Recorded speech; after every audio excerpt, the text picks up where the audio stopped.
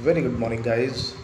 My name is Shivraj Singh Devupa, and I am a web developer. I have around 10 years of experience.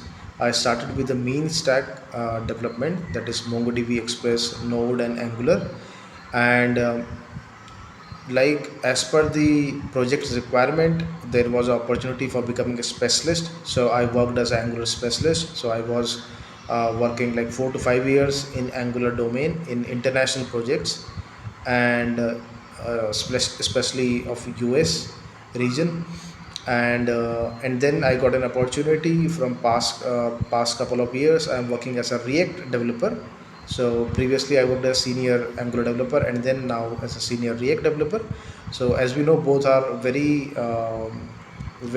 popular JavaScript frameworks. So one has to very good in JavaScript in order to work with these two frameworks and to excel upon these frameworks. So as per my experience, my 10 year of experience, I decided to teach to let's understand the concept of JavaScript first. So I have started this series. This series is named as GenZ JavaScript. So we will be understanding the core concept and the important topics of JavaScript, and from there we will take up. Once we finish with the JavaScript, we will take up Angular and then React also, because I have expertise in these fields. So stay tuned, guys, and also please subscribe and share. So we will be starting with Gen Z JavaScript series, so where we will take up JavaScript first, and this will also help you in if you're experienced developer, it will help you in uh, improving your skills, improving your concept, which will help you in writing better and efficient code. And also, it will help you to revise your concept to make you interview ready, right? So, this is my goal. And so, yeah, I always think that no one is having all the knowledge. Like we as a coder, as a developer, we always keep on learning and improving ourselves. So while I will be teaching this, I will be uh, teaching, or I will be instructing you all these things, but I also want your feedback. Please comment on my videos so that we all can learn and grow in this field, right? So yeah, let's start. Guys, let's understand autocomplete. So here I have implemented autocomplete logic in the small React.js application. So with the help of React.js application, we will be able to see how we can mock the autocomplete. So what autocomplete is, if you see in my browser side, there is one input box where you can enter the text or query. So if I enter here something a See, I have got apple, avocado, right?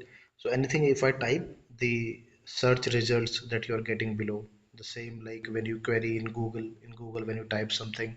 So it is the best example. So that thing we're gonna mock here.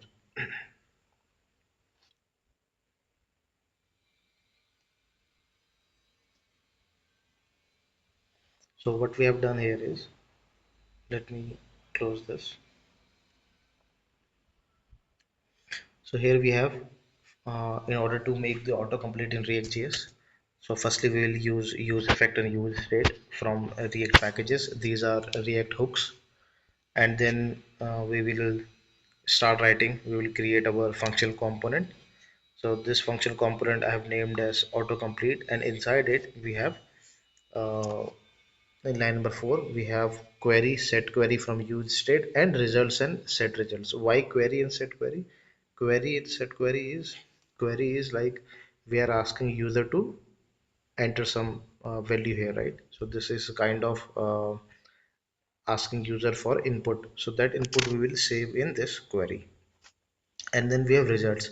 So whatever results our API brings us, in our case here we have already a defined array, and inside that array we have like a string array. So whenever I will type something which will match from those string, those result I will show up here. So instead of it, you can call some API also to mimic that API. I have also added the set timeout with 300 milliseconds. So after 300 milliseconds, the result will be shown. So suppose I'm writing here apple AP or A itself. So it is showing apple and avocado. So after 300 milliseconds, it is showing up. Not immediately. See, I'm typing A. It is taking a time 300 milliseconds. So after that, it is giving you result. So you can increase this time, and it simulates the API delay, right? That kind of thing. So here we have query just to take the input, and results is the result which you are showing at the bottom. So what we are doing, we are using the use effect hook. We know in use effect hook we have this in line number 20 dependency array. So here it is query, right? So that means whenever we are typing something here, because whatever we are typing is a query, so whenever that changes, then this use effect will be called, and that's why it will, this logic in line number 16, it will filter it out based on the query that we have. So here what we are doing, we are uh, firstly converting both to the lowercase, because this is JavaScript is a case sensitive. So we are converting both the query and the results to the lowercase, and then we are matching. So what we are matching, we are matching like with starts with. So starts with the JavaScript method which check on strings, like if those letters which I have entered in this query, are those matching, are those the starting characters of the string.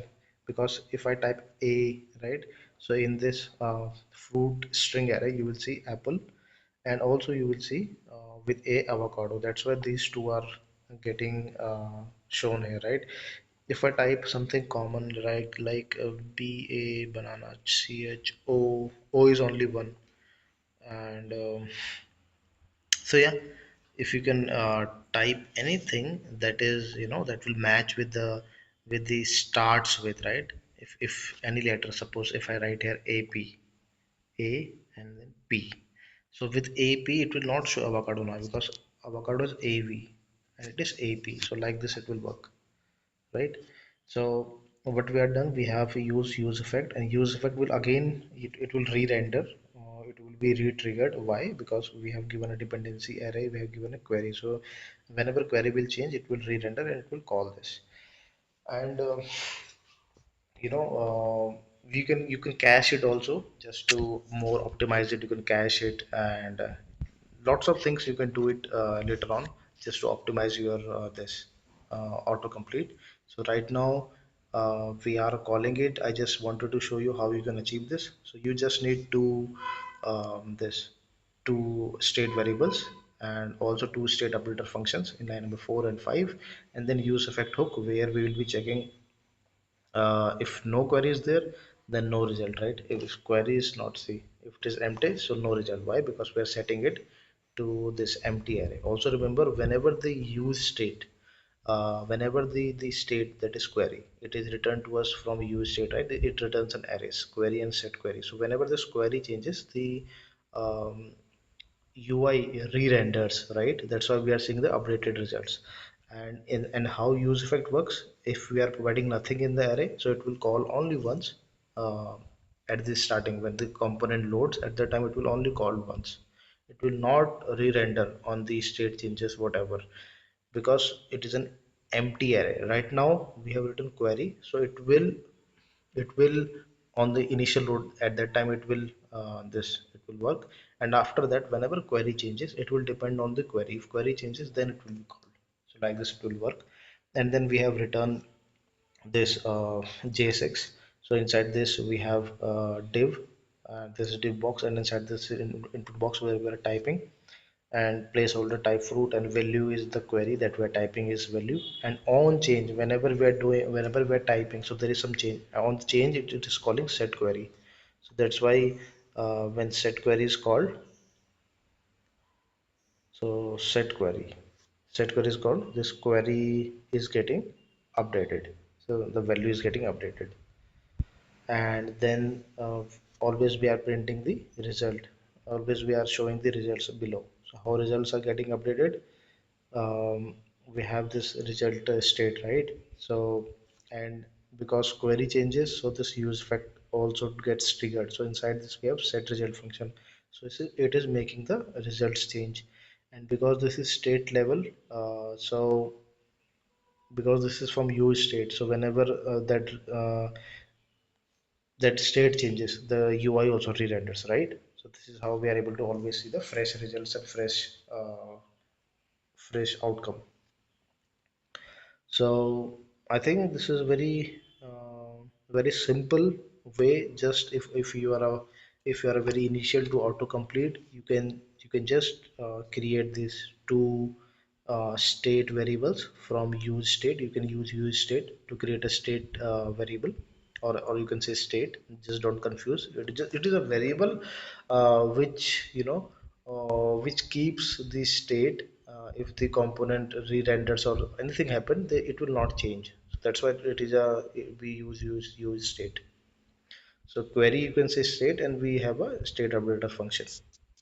So if you're good at React hooks, then I think you can easily implement all these things. So guys, if you have any questions, please do comment, and also please do like and subscribe and share. Thank you everyone.